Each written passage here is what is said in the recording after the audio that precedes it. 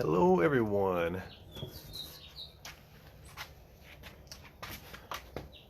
Part 8 of how to build a neck-through base. Today we're going to prep for the tone block and eventually glue that on. First thing though, this is where we left off yesterday. We have the fingerboard glued on, so we're going to remove these clamps. This sat overnight.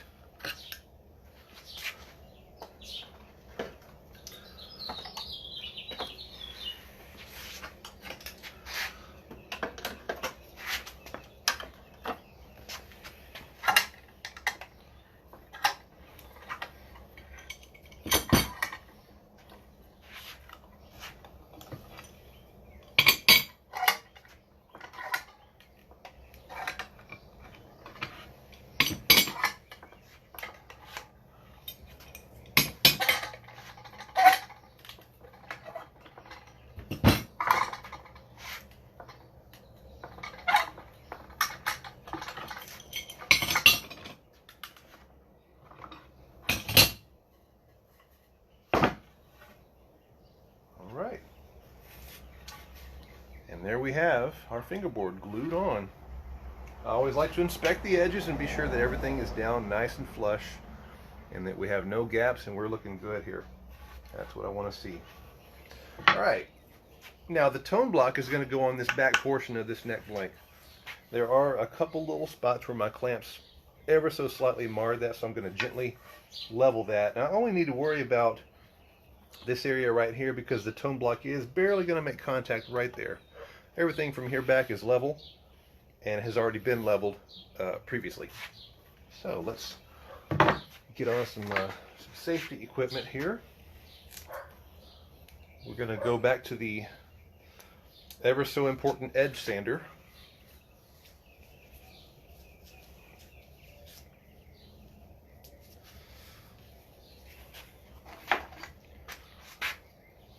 And just touch that back side with the sander and level out those little clamp marks.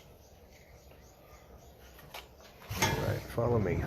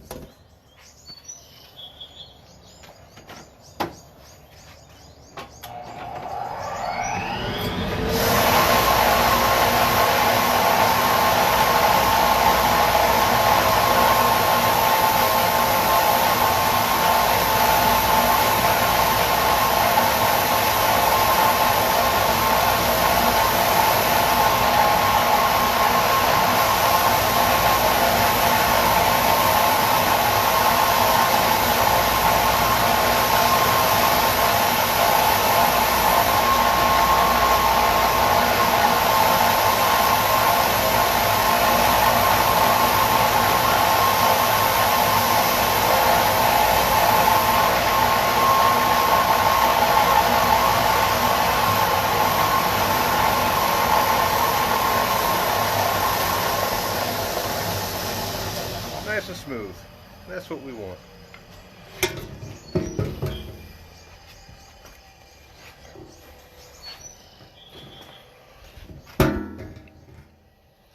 Alright, so this surface is ready to receive the tone block. Now we have to make the tone block.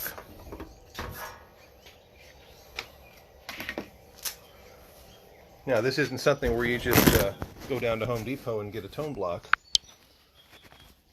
Here's what you do. You go to the lumber yard and you pick out some alder or whatever material it is you want to use. And we're going to zip this through the planer. And this is just how it shows up from the, from the lumber place. I'm looking at the back of this board and there's some bark, some live edge. And I'm not worried about that because this is 6/4 stock, which is plenty thick, and we'll be able to get rid of that stuff, no problem. Let me flip this back around. What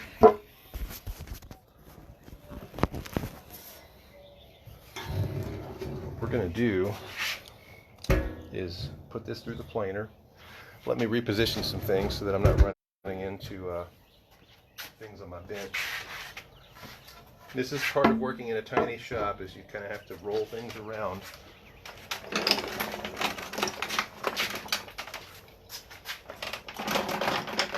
Eventually I'll have everything on wheels in here, including my my drum sander and this big bandsaw. It actually has a mobile base, but it's just crap.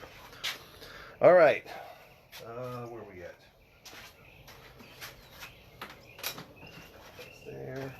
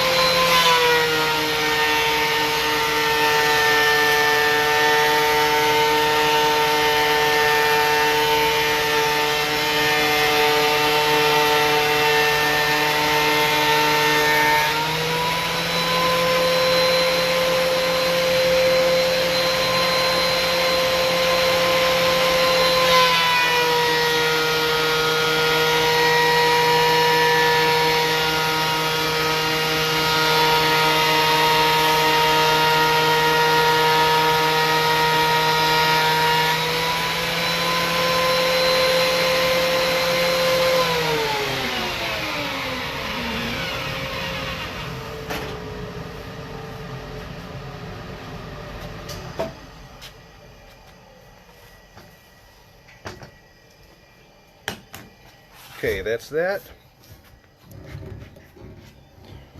I'm going to get my template for tracing the tone block itself.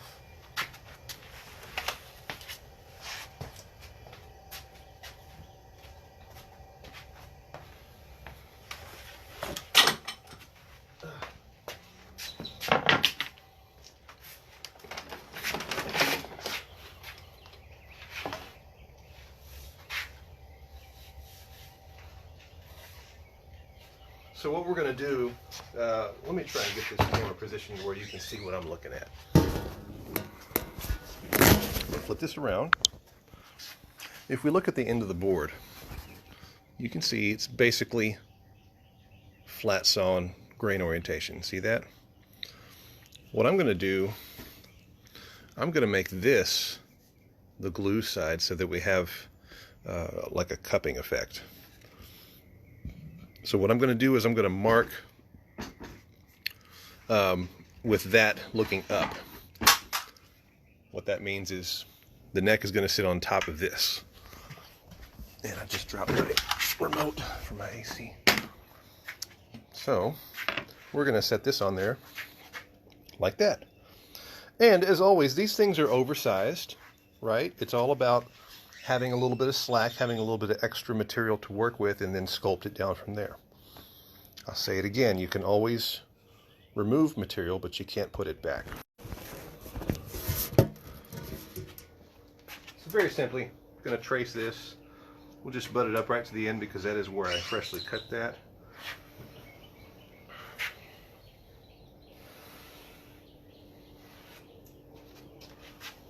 I'm going to take this to the bandsaw and cut that out.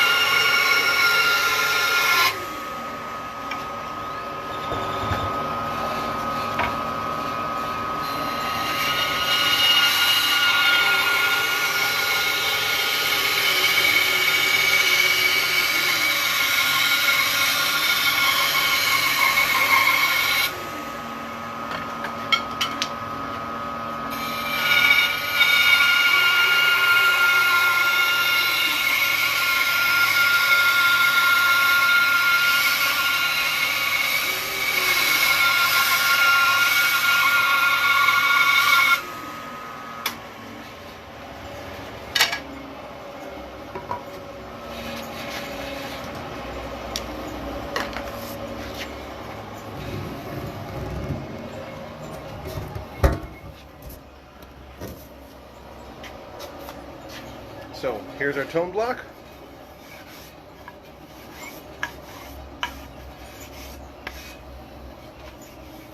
Let's see, I need to put clamps away so that we have room for this glue up.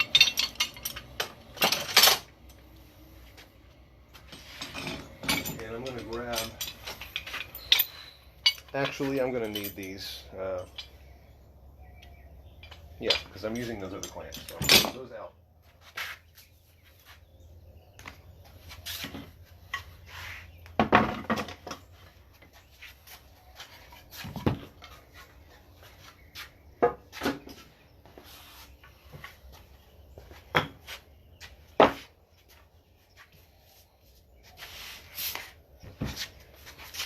We're going to get a couple of these handy Irwin clamps to secure the neck to the table. And what we're going to do is we're going to take this, we're going to come from underneath and clamp it like so. So this is exactly where I want my neck to be on this table. I'm just going to clamp it down like so. You know what? That can put out an eye, so better be safe and do it that way. It's a lot more difficult to knock out an eye on this blunt surface instead of something pointy and sharp. You'd think that sharp things like my rasp or razor blades or wire cutters would do all the damage. No, it's the dull things that cut my arms all up. Okay, we're going to need some clamps. We're going to need 1, 2, 3, 4, 5, 6, 7, 8, 9, 10. 2, 3, 4.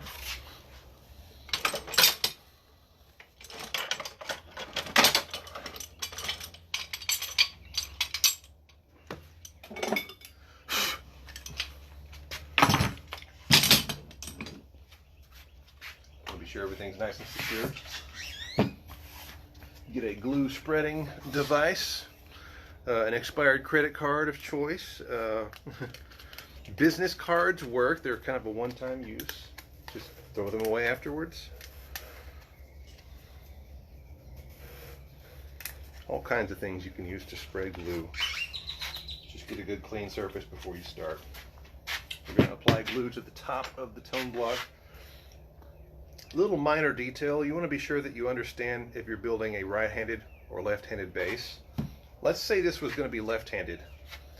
Well, this is going to get flipped that way. So, but it's not, so it's a right-handed base.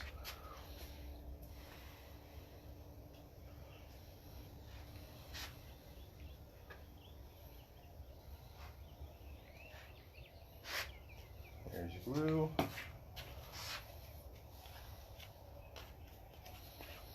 Cover the surface.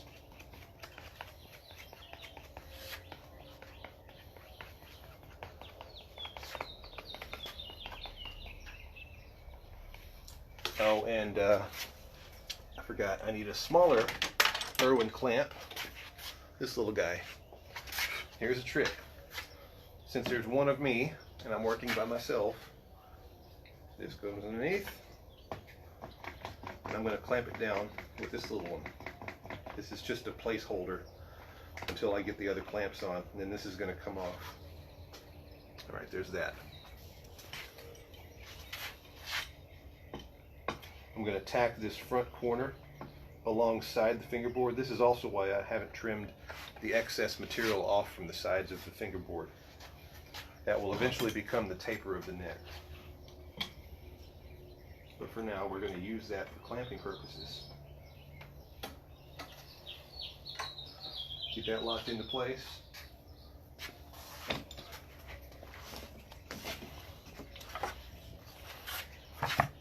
I've got a bunch of little pieces of MDF that make great clamping cauls. I'm just going to set those along these sides where I need those clamps to go. Everything else has a little lip on the side that it can clamp to without doing any damage.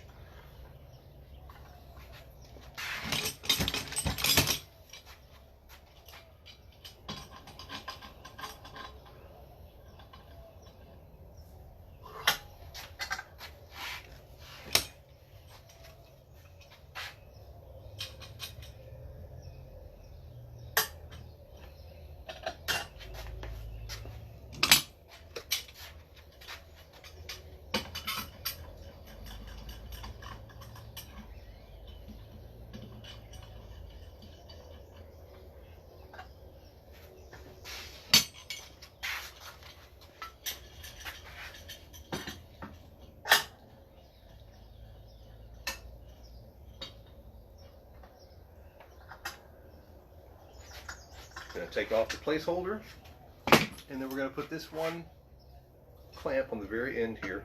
This is actually going to be behind where the actual end of the base is going to be, so I'm not worried about marring that.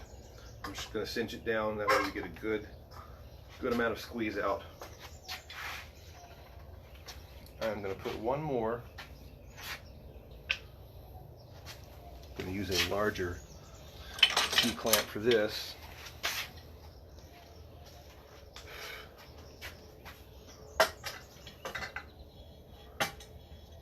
Right over the top center of the fingerboard. When I carved that transition on the back of the instrument, the neck to body transition, there's a fun little point that it comes to, and I want to be sure that there's not excessive glue. I want to get good squeeze out. So that's what that clamp is about. And just go around, cinch them down, be sure everything's nice and tight. There you have it. Let's have a look from my point of view.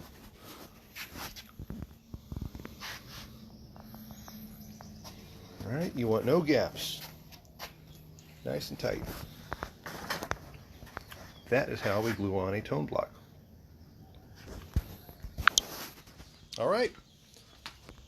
There will be more. Thanks for watching.